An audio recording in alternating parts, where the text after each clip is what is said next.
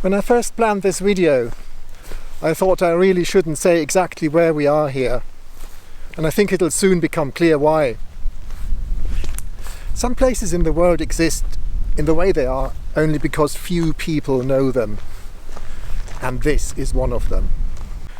We're heading into the woods on little trodden paths to see an obscure Roman villa, and it's not even sure I'll find it. I've been here before about 10 years ago, but approached it from a different angle, a rather more trespassing angle, I'm ashamed to say, and I had to really hack my way through the undergrowth. Today's route should be easier, as actually a public footpath leading to the villa, if you manage to find it.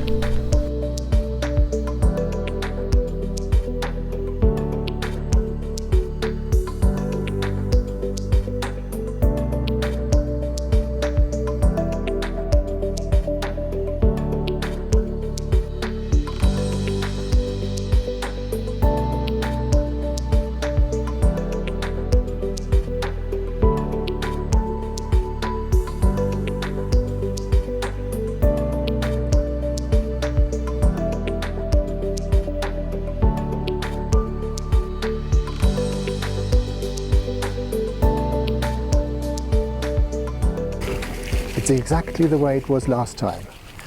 You don't know you found it until you realize that you're standing right in the middle of it.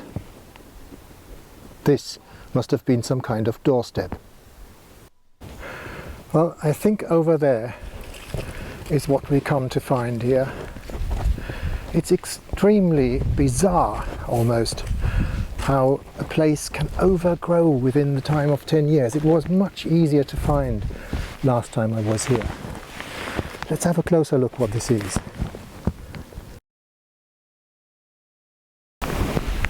Under this corrugated tin roof is a flat surface. Something here is protected by plastic tarpaulin laid down with a few stones. That is exactly what we've come to look for. So let's get to work here.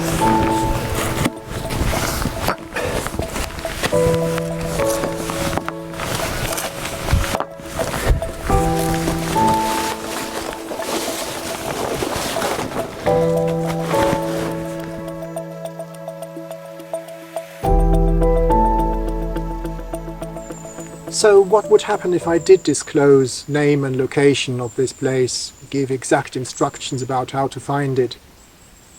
Well, the world and its dog would probably come here for an archaeological picnic, and the consequence would be littering. Well, that's the most obvious one and the most certain one, but probably this obscure little villa will reach the end of its centuries-long life through vandalism and souvenir hunting. But then I realized that it isn't such a big secret after all. About 10 minutes after this little rant, the world and his dog actually did turn up, literally, and they turned out to be the most charming people. Even the dog was nice. We started chatting about the villa and its not so unknown after all history, and then even more people arrived. The mosaic I had just carefully covered up again was repeatedly exposed and, I'm happy to report, covered up again every bit as diligently as I had done it half an hour earlier. It appears that the kind of people who happily walk an hour and a half across muddy fields to see a few overgrown walls and a mosaic are a totally different bunch from those who push empty McDonald's wrappings out of their car windows. I think the place is really safe after all. Today, you find the villa on Google Maps and it has been photographed and filmed by many. You find some information, not a whole lot admittedly, on the internet, and later on we'll try and find out what the local museum knows about it. Perhaps the biggest boost in public awareness came from Bryson's description in his Notes from a Small Island, a book that you should all read anyway. And so be it. We're in the northeast Cotswolds, an official area of outstanding natural beauty, as such protected by the Countryside and Rights of Way Act of 2000. We have parked the car in a lay-by off the old Saltway, just east of Winchcombe, and we headed westwards, downhill along the Windrush Way towards Spoonley Wood. So here we have it, the famous Spoonley Wood mosaic. It's actually of Victorian origin. It's a reconstruction, but it's probably close to what they found here in the first place. It doesn't matter, it is absolutely amazing. Let's have a closer look. Just imagine how they must have felt, those workers, when they were digging through a heap of stones here to find building material 140 years ago. When digging deeper and deeper, they suddenly found this. Spoonley Wood Roman Villa was formerly excavated in the late 1800s on orders of the lady then owning Spoonley Castle. It is unclear how long before the local people were aware of strange stuff to be found in the woods here, but we do know that in 1882 workmen searching for building stones uncovered an actual room of the villa. Back then, Spoonley Castle and the estate to which Spoonley Wood belongs was owned by Emma Dent and her husband John Dent. Of the two, it was Emma who took a great interest in these things, and she commissioned Professor John Henry Middleton and Reverend William Bazley to do a formal excavation. Several of the rooms had underfloor heating, what we call a hypocaust system, where the floors are raised on supporting pillars under their concrete base and hot gases from an adjoining furnace pass under them. Our favourite room, number 7, the one with a still in situ replica mosaic, was one of them. With the results of that excavation, we can now put our findings, few as they are, into context. John Middleton has left to posterity a precise map with numbers and captions, so let's use those. We entered the villa through the tablinum and then passed over the still existing doorstep. We then turned left and reached the remains of room number 7, walking along an arch through the overgrown courtyard. There we found the corrugated tin roof on 4 legs. The heap of rubble to our left was once room number 8, also part of the bathhouse and with hypocaust floor heating. After the excavation, in an attempt to preserve the remains from the elements and from vandalism, Emma Dent had 2 sheds constructed. A smaller one protecting the largely replica mosaic of the winter dining room, the triclinium, in room number 18, and a larger one covering rooms 7 and 8. It looks as if the walls of these sheds were using the original Roman walls as foundation. We do know that the roof tiles were the original ones covering our villa that were found at the site. By 1945, these structures had completely collapsed, so our tin roof here is an admirable attempt to provide at least some partial protection. A bit sad perhaps, but it works. And kudos, of course, to whoever took the trouble of putting it there. In total, 4 floor mosaics were found in Spoonley Wood.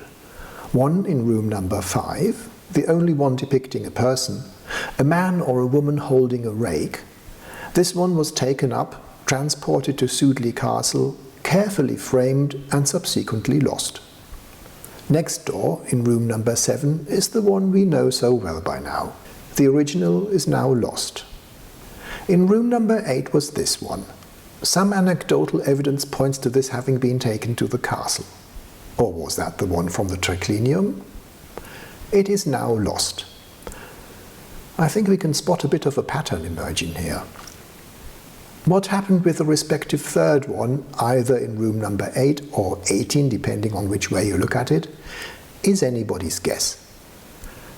Let's go back to Winchcombe.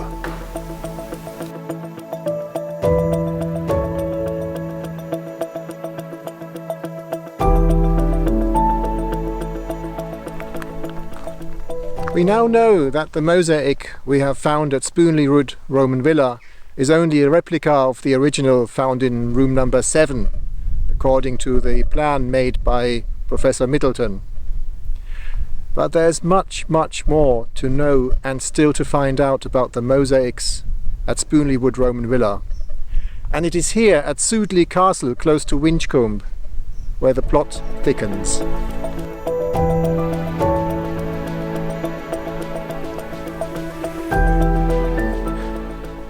Emma Dent, the owner of Sudeley Castle and the commissioner of the excavation works at Spoonley Wood Roman Villa, was a person who, when she liked something, said, "I'll have that," and have it removed and set up again on her grounds somewhere at Sudeley Castle. That's how Emma Dent was described to me by the lovely elderly lady who spent an hour of her time showing me through the museum at Winchcombe.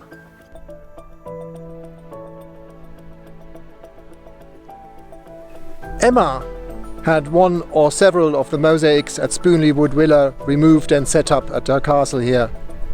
One of them ended up in the floor of one of the greenhouses.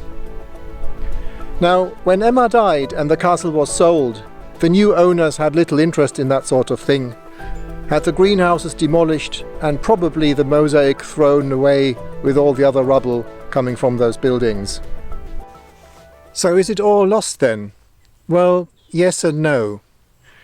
According to the diary of Emma Dent, the mosaic in the greenhouse wasn't from Spoonley Wood Roman Villa after all, it was from Wadfield Roman Villa, another one which was excavated close by. And another entry in Emma Dent's diary says that that mosaic had actually been restored to its original site towards the end of the 19th century. So what are we left with? Well, we have the mosaic at Spoonley Wood Roman Villa, the replica, which is probably in what used to be room number 7. That in itself has some interesting implications. We also know that several mosaics were discovered at Spoonley Wood Roman Villa, and that at least 2 of them were protected by large sheds which had been set up by the people of Emma Dent. Those sheds are long gone. All we have now is the replica mosaic protected by the corrugated roof in what was probably room number 7. So where are the other mosaics? At Sudeley Castle? I don't think so. It's been lived in since the days of the excavation, and it's now a popular visitor attraction.